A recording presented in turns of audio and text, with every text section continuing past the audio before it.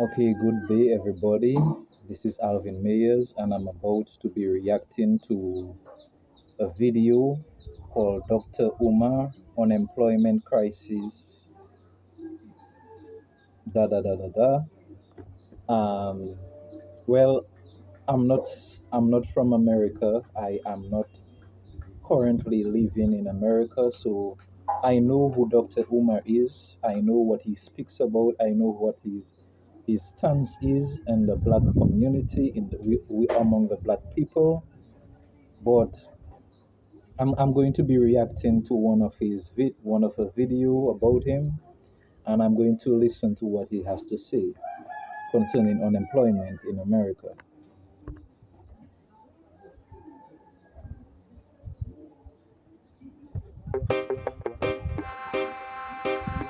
Mm. There's a brilliant brother we spoke to. His name is Dr. Jermaine McAlpin, right? He's the chair of America. He's the chair of African American Studies at New Jersey City University. He was breaking down genocide, right? He was giving us the history. Polish Jewish lawyer Raphael Lemkin introduced the word genocide in 1944, right? Based on his observation of what was going on in Armenia. There are five key points to genocide. I'm pretty sure you're aware of them. But there's one that really struck me, right? It says deliberately creating conditions of life calculated to bring about their physical destruction in whole and in part. And when I think about this particular categorization or criteria for genocide, I think about employment, right? And in our environment, like, we don't talk about enough availability of a livable wage for black men in this country, or lack thereof. And I'm starting to wonder, is this a part of the genocide? Is this another tactic of genocide? Because if a man is unable to provide for himself, he's unable to provide for a family.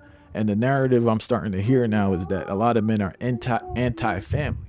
And I think they're discouraging people from family life through economics. I agree with you. Now, That's true. I'm going to take That's this very back to the 1967 Kerner Commission report, which I believe, through my analysis, is part of the big reason why Dr. King was murdered when he was murdered, because the Kerner Commission report came out a few months before the assassination, and it had all the statistics and all the evidence Dr. King needed in order to substantiate his breadbasket campaign and economic justice movement for Black America. In the Kerner Commission, one of the main recommendations to President Lyndon Baines Johnson in the U.S. Congress was to create jobs for Black America. It was one of the biggest recommendations. If we do not create jobs, we will never be able to alleviate poverty. And the most famous quote from the Kerner Commission report was what? They said, quote, "What Black America can never forget and what white America doesn't seem to understand," and I'm paraphrasing, but I'm almost about 90% accurate, is that white America is deeply implicated in the ghetto. White institutions created it, white institutions sustain it, and white No, institutions let me condone it. just say something. I don't agree with every single thing that Dr. Umar is promoting. When he talks about interracial relationships and all these things, I respect him. I respect his stance. I respect his viewpoint because I mean he has a very strong opinion concerning interrelationship in interrelationships and interracial relationships. But you cannot you don't have that amount of control among a people group to say you cannot marry that other group because everyone has their own choice. Everyone has their own conscious choice. It was Martin Luther King that he said that we wanted everyone to work together, to come together to work as different races so that we can promote the country. But you come in and say that I cannot marry that white person because she's of another race. It sounds like racism in itself, you know? But he has a very strong point. But let's listen to it. White institutions sustain it, and white institutions condone it. This is coming from a presidential committee that was put together to study the 1967 riots. The 1967 riots, which was one of the most expansive episodes of racial conflict America had seen. Probably worse than the red hot summer of 1919 was 1967. And then you had the Dr. King riots in 1968. In fact, one of the reasons Thurgood Marshall was made Supreme Court Justice was to placate Black America after the 67 riots. One of the reasons Supreme Court Justice Clarence Thomas was made Supreme Court Justice was to placate Black America after Rodney King, you see. So that's why that was done. But the Kerner Commission really hit it on the money with unemployment. Now, economics as a weapon, unemployment as a weapon, Black men don't get married, to your point, if they don't feel that they can sustain a family. Half the Black men in most major cities in Black America have been unemployed consistently for the last 30 years. Consistently unemployed. 50% for the past 30 years. Philadelphia, Baltimore, Detroit, Chicago, go to any major city and your unemployment rate for Black males has been at 50% or greater. Now, whenever they have this conversation on crime, the narrative always is we need more police and we need more jails. You never hear anything about we need a stronger economy in the inner city because America has no plan to employ Black men. You can't destroy your people by giving them economic opportunity. So they will not do it. And our elected officials, Congressional Black Caucus, Urban League, NAACP, Black leadership, Black church, none of them advocate for economic employment either. So that has been that economic empowerment for Black men in America has been the elephant in the room whenever we talk about our political progress. And it must be tied to the violence because most of the violence that we see in our community is in a large part an outgrowth of the stress that is associated with not being able to provide. And it's demeaning, it's demeaning when you can't work and provide for yourself. Let me just say this. You know, when a man cannot provide for his family,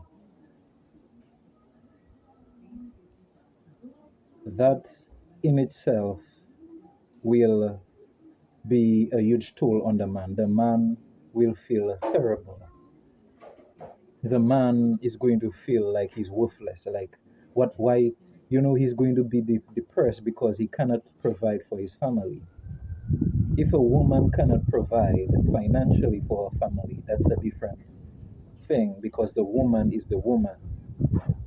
And I'm not saying that women should not work. Some people probably, you know, I'm not saying that, or women don't have the right, but it's like women is in a position where if she decides to become a stay-at-home mom, she is fulfilling her natural purpose in doing that, to be a stay-at-home mom, to take care of the family. But if a man cannot provide for his family and he becomes a stay-at-home dad, that, you know, people are going to watch him sideways. People are going to look at him up and down because they're going to say, you are the man, you are supposed to be the provider of the family. If the man is at home and the woman is at work, it's not going to look good on the man. The man is going to feel very bad. So, but you know, we talk about equal rights and gender equality, but we condemn the man when he stays at home.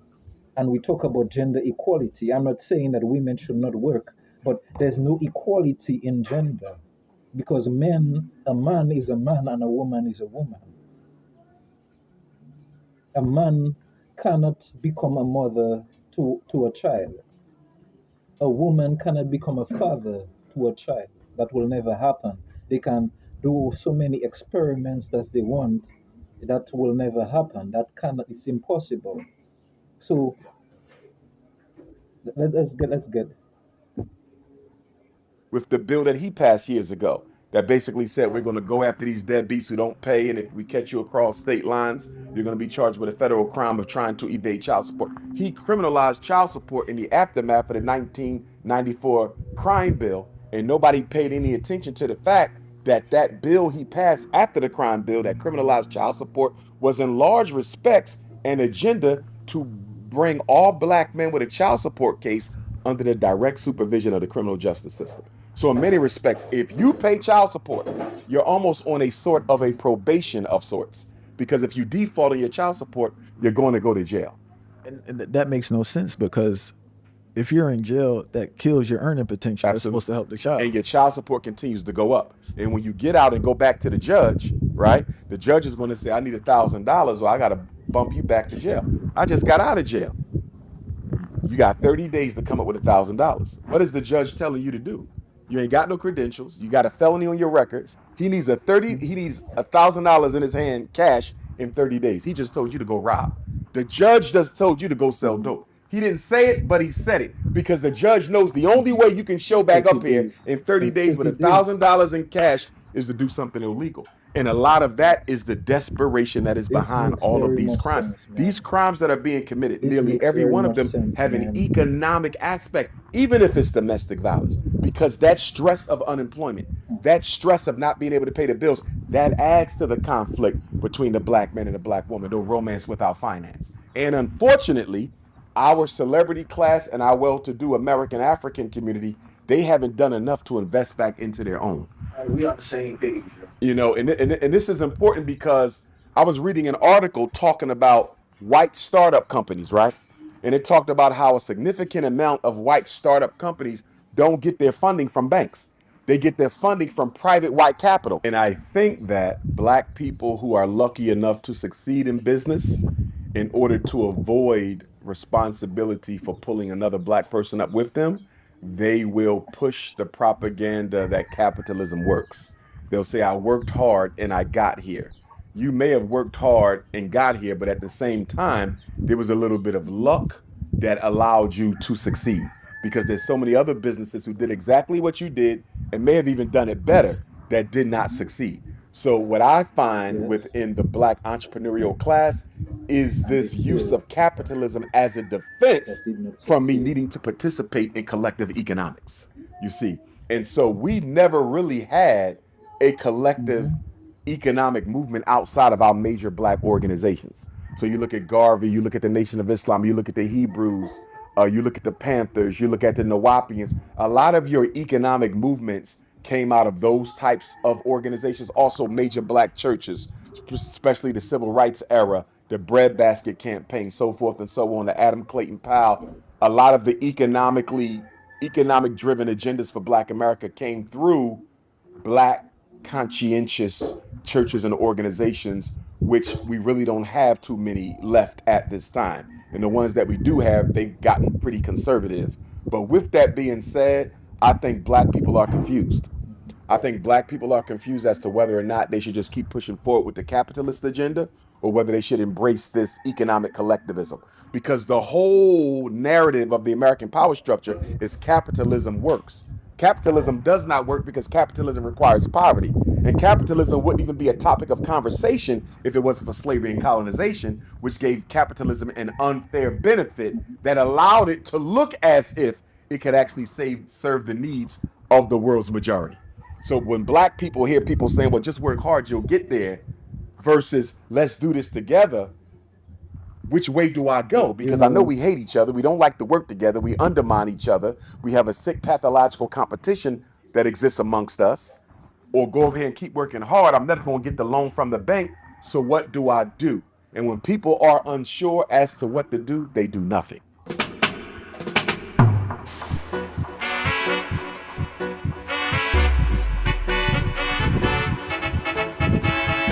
I can see that Dr. Umar Johnson is a very educated man. You know, he's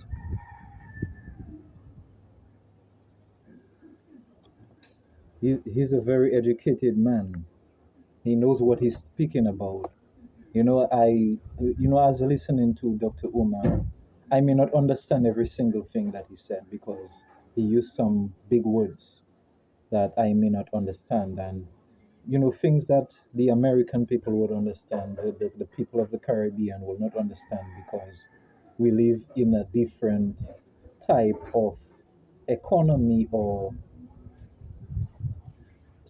civilization. So I may not understand everything he's saying, and he's a very educated man, as I said.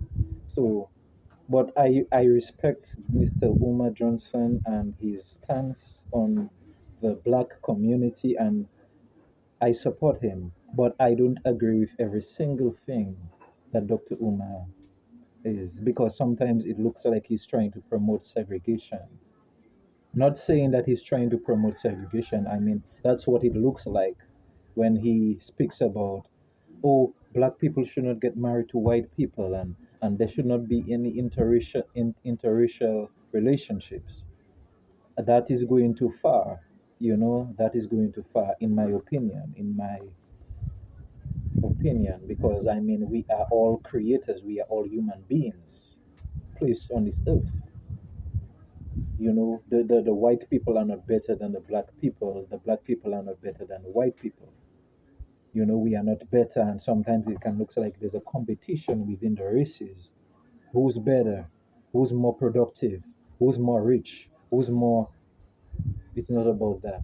It's like we are all human beings trying to get ahead in our life. I understand there are rich people in the world and there are poor people. Majority of the people are black people who are poor. But can we blame it on racism? Maybe we can through slavery, because I mean, we went through slavery, but I believe we have a lot of potential as black people to become whoever we want to be in this world. There's no limitation in the economy. So this is my reaction to Dr. Umar's presentation and his pitch, his thing. So I hope that you have a good day. God bless.